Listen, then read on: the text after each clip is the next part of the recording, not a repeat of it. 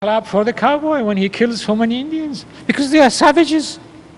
The poor people, they are defending their own, land from the invader, right?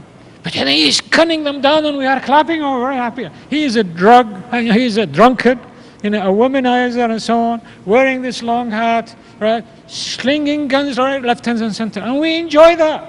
And the poor red Indian, the guy, just because he looks different, he's considered a savage terrorist, and they are enjoying killing them. 20 million red Indians have gone. You cannot have superiority of culture without morality. Nazism was a superior, Deutschland über alles, right? Almania فوق الجميع. This was the slogan, super nationalistic feeling, without binding morality and so on. Look at what happened, right? In the Second World War, 2 huge atomic bombs were dropped on very big cities in the world, Hiroshima and Nagasaki. There was no need. The decision is incredible. You can't, wiping out so many human beings. You need moral code and moral ethics to control power and to control superiority. Similarly, the inferior people, right, young inferior people, can cause huge problems in the world if they are being treated as inferior, as indignified, as nobody, right? They cannot accept that. And they will express themselves in various ways. When we had the 1001 Inventions exhibition first time in Manchester, I was told, I wasn't there on that day, I was told, because it's very inspiring and it's very exciting, and it shows actually the golden age of Muslim civilization, right? Young lad from Bangladesh, he was brought by some of his friends because he had a problem. He had a psychological problem. He was about to commit suicide, right? Because his family was very backward. He didn't like his family, their house and so on. He goes to school, he's treated as an inferior guy, no good for nothing. And he was about to commit suicide. So they brought him to this exhibition, showed him the 1000 Inventions book, sat down, and apparently what he did, he took a chair and he stood on the chair in front of people, held the book, and he says, I feel I am a human being now. Right? The guy became suddenly a normal human being. So that means, and then later we know that he's, want to become top scientist in the world and he wants to get Nobel Prize and so on. Can you imagine the transformation? The perception, the re-perception of history, of yourself and of your role, of your grandfathers, and see how they have, contributed to the world, is something that can revolutionize the whole of the rest of the world that we think are inferior. But you need to have, the superior has to be controlled by moral ethics and so on, but also the inferior and their revolt has to be also controlled with ethics and controlled with role models, so that people, when they respond, they will be useful to society rather than be a disruptive and corrupt the society and hurt the future. So let's now move on. I therefore need to stress that many of our science subjects need to be enriched, and they have to include not only the names of Westerners there, you have to bring in those men and women from the history of the rest of the world, so that the science can be continuous and taught properly. Now, in my case, when Donald Cardwell told me at the time, I said, okay, I'm going to have a look at history of engineering, because I'm an engineer, I'm professor of mechanical engineering, right? Then I went and then found some manuscripts by some guys. One of them is called Al-Jazari. I was amazed. The guy, he has discovered and used some fantastic machines, and we don't know anything about them. In fact, some of the machines he has designed and made Without them, there would have been no industrial revolution in Europe. Now, one of them is the conversion of the circular motion into linear motion and so on. But the most revealing one is this elephant clock, which is in his manuscript. And it is so fascinating that this is actually a clock, by the way, right?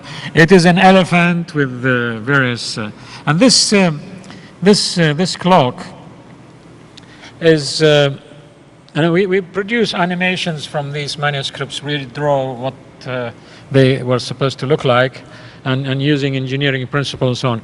An elephant recognizing India, right? There was no elephant in where he was living. He was in South Turkey, in North Syria, Al-Jazari, in the year 1200. But he used an elephant to recognize Indian contribution. You see, the behavior of a Muslim recognizes the others. You don't plagiarize, you don't neglect, you respect the contribution of other people. He has produced, in this clock, Chinese dragons, to respect China. Recognize Chinese science and that Muslims have received from the Chinese. Also, we have the Arabic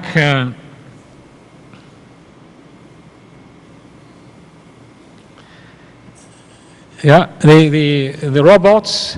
They are Muslim Arabs with turbans, and then the phoenix on the top, that bird that swings around, is the symbol of Egyptian pharaonic Egypt.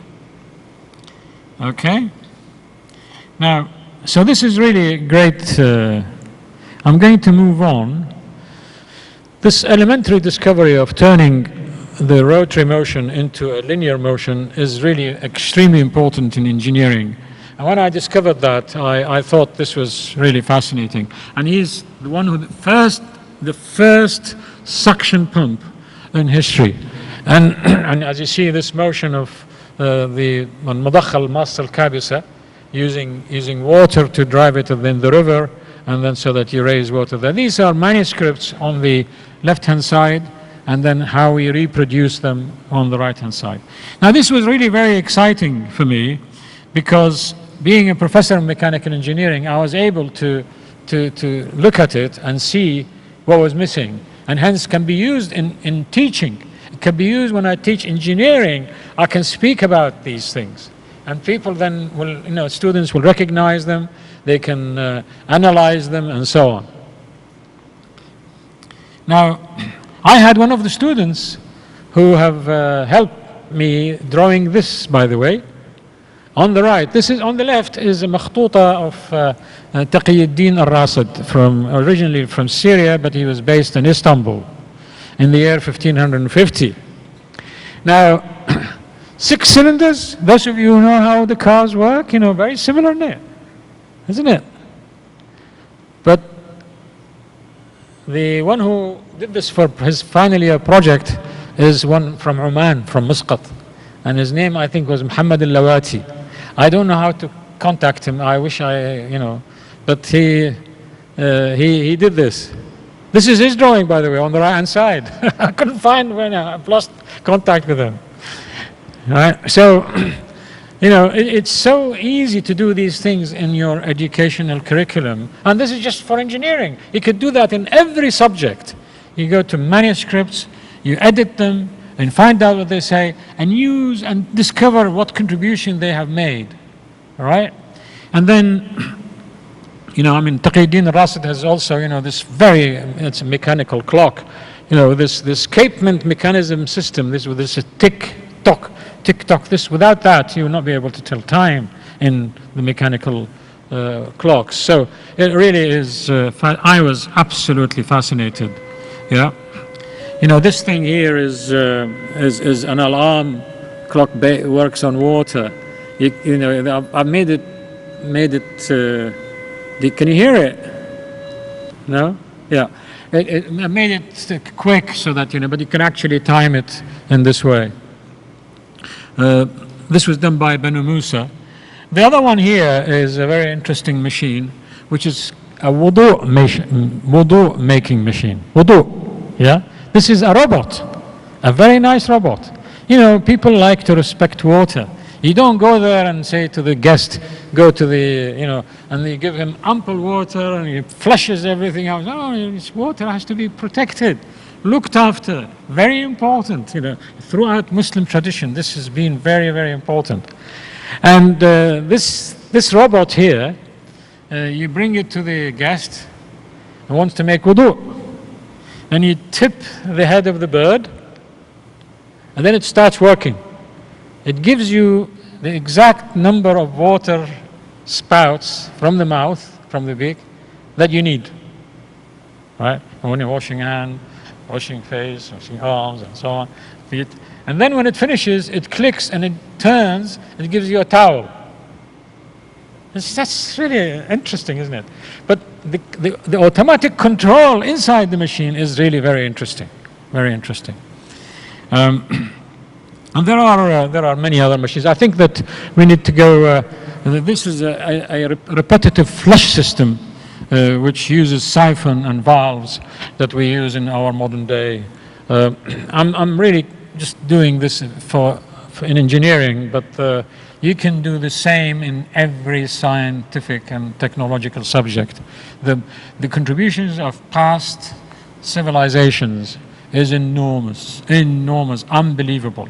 You know, this was what was behind the mechanism that controlled that fountain that changes shape. A fountain changes shape, right? But there's no electricity, there was no, you know, how does it change shape? And this is the mechanism. And I discovered this mechanism here. There is a worm and wheel in engineering. You know, this screw, this is worm and wheel. Worm and wheel in the year 889 from Bani Musa, you know, at the time of this is incredible, right? Now, this one here is an animal feeding machine. Animals need water. Water is scarce, right? So what do? The guys invented a machine so that when the animal comes, steps on a platform, it opens the lid automatically, right? And then as the animal takes water, the water level comes down. But then the animal might try to catch the water and sink into the water. So the important design factor now is to keep the water level the same. So this machine not only opens the lid and allows the water to be drank, but also keep the water level the same, no matter how much water you take out of it. Yeah, guy is busy doing his work. Animals happily come and water themselves.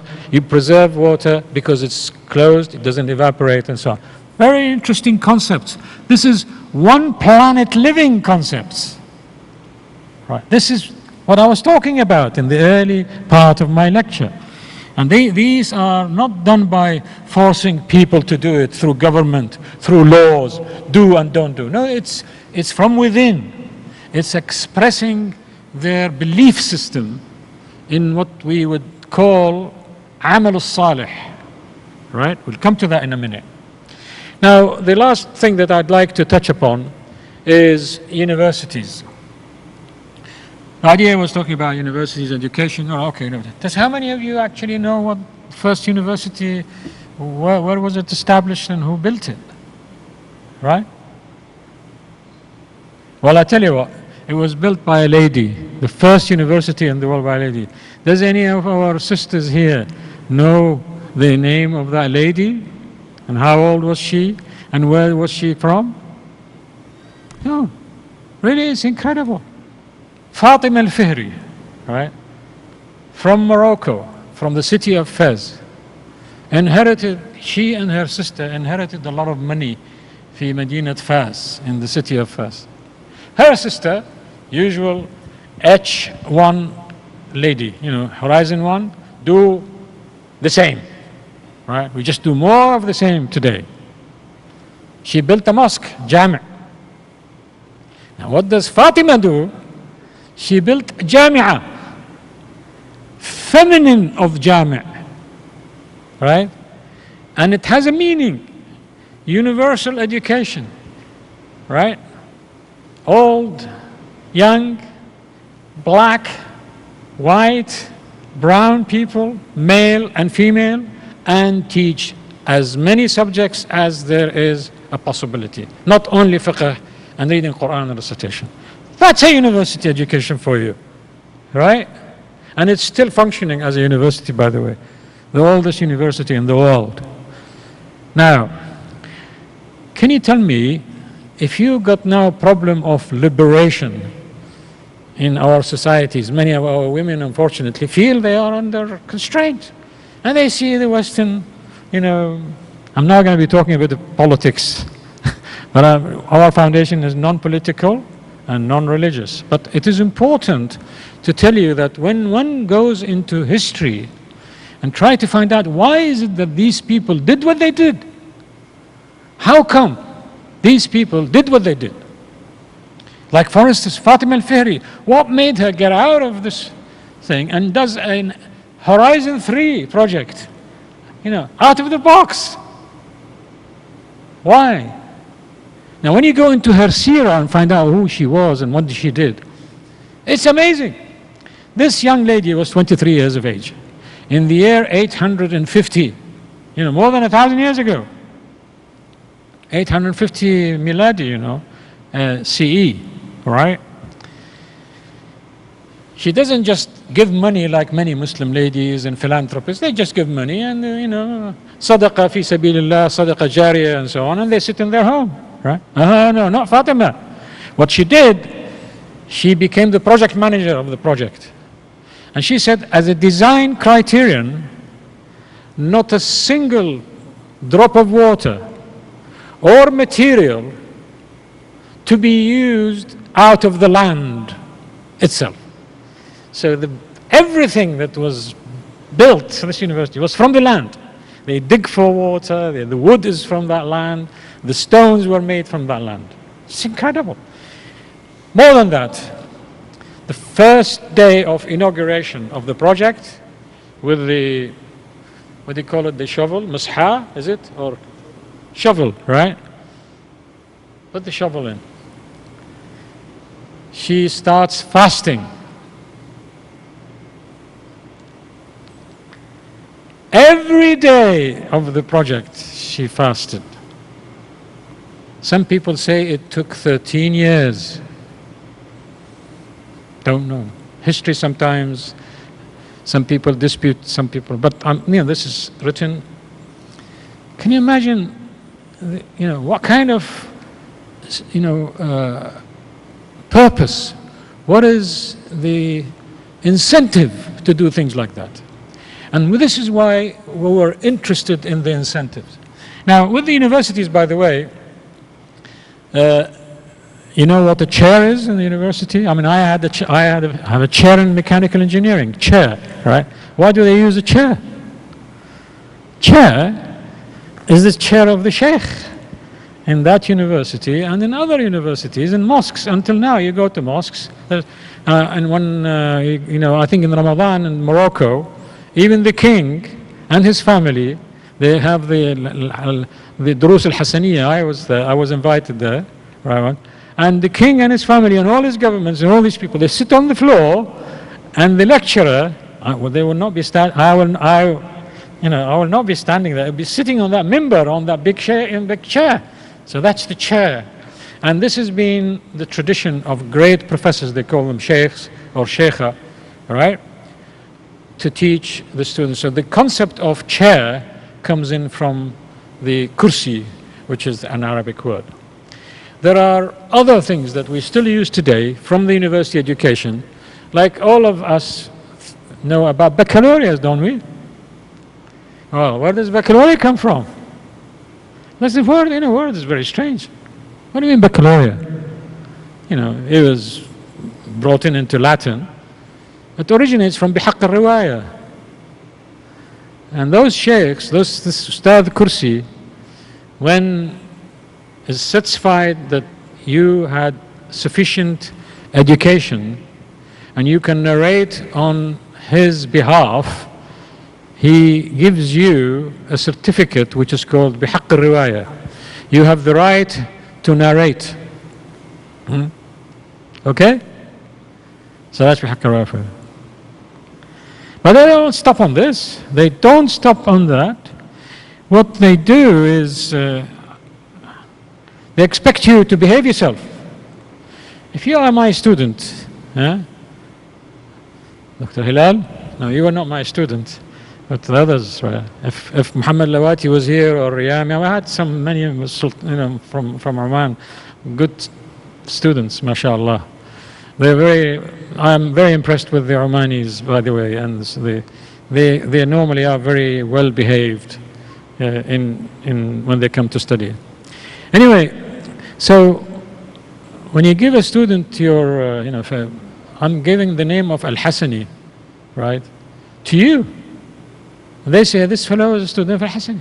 If you're going to commit, problems and cause you become a thief or you cheat or, bad practice, this is going to be bad on me. I expect you to also behave morally. And this moral behavior had to be promised as part of the degree. Nowadays, only doctors give this oath. They call it the Hippocratic oath. The oath, doctors give an oath so that they behave morally, right, and ethically. Now, to swear on the Quran that you will behave well and that you are given the gown of the scholar, of the sheikh, this gown, right, what you wear on your graduation ceremony, this abaya, right, the gown. Now, the story I'm going to tell you is disputable, but it's entertaining, and some people say it was correct. So many of the graduates have to receive bihaq al-riwaya in one day. There will be no time for each of them to put their hand on the Quran and give the oath. So in order to sort them all out in one big graduation ceremony, they put the Quran on their head, and you have the mortarboard. And they all swear to, give their oath in this way. So there are a lot of things that would be very exciting and interesting. I'd like to end, because of engineering, and I'd like to end something to do with Oman. All right? Now, what has Oman and Formula One, most top car in the world, racing car, to do with each other? Right. Cars, as they move fast, they can launch like an airplane. It's a problem. So they have to keep the car on the road. And the way they do this is they use what they call aerofoil section, which is the same as the wing of aircrafts. The wing of the aircraft